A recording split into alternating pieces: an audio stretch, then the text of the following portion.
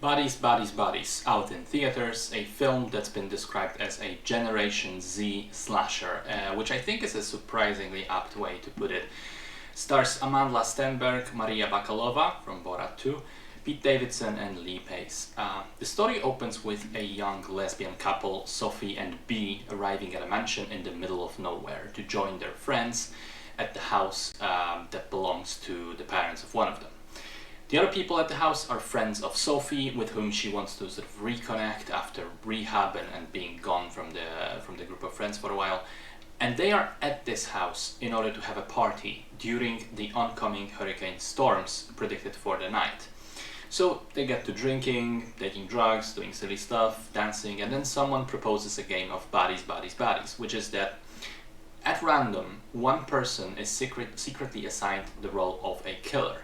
The lights go out, and the killer has to murder others by tapping them on the back in the dark.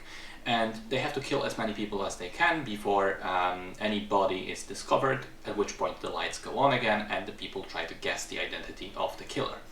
But of course, soon after the game begins, one of the kids finds an actual dead body that, is dead, and the game of murder and paranoia begins for real.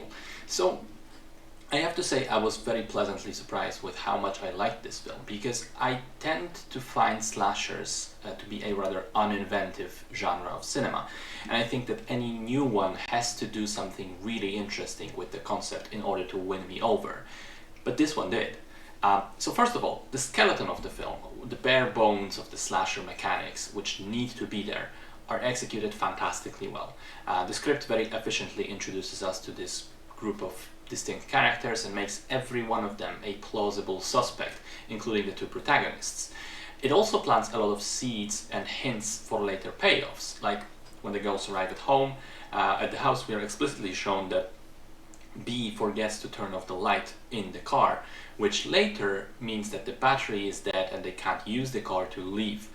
Similarly, setting the story during a hurricane explains why there is no power, why they have many flashlights available, and why there is no phone service.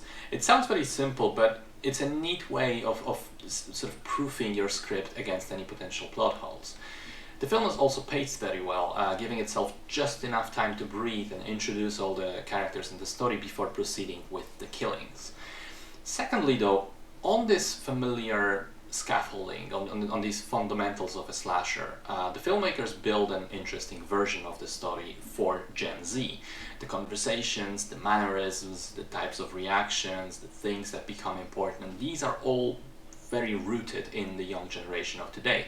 And yes, the film does poke some fun at it. In fact, quite a lot of fun. There's quite a lot of really well done comedy. But crucially, I always felt that it laughs at Gen Z without malice. It's not cruel, but rather sympathetic. It understands the thing that it's laughing about, which makes it as good as it is. The climax of the film is essentially a four-way conversation between the remaining characters, which is at the same time tense, emotional, and darkly hilarious. But at all times I thought it really captures the generational spirit, the zeitgeist almost perfectly. And then the conclusion of the film, which I don't want to spoil, is sort of the crown jewel in this humorous mystery that the movie builds up to until then. It's sort of feels like a magician's trick, where in the end he reveals how he completely fooled you and leaves you utterly satisfied with the answer. I liked Bodies, Bodies, Bodies a lot. I think it's wildly entertaining without being condescending towards the subject of its humor. Great stuff.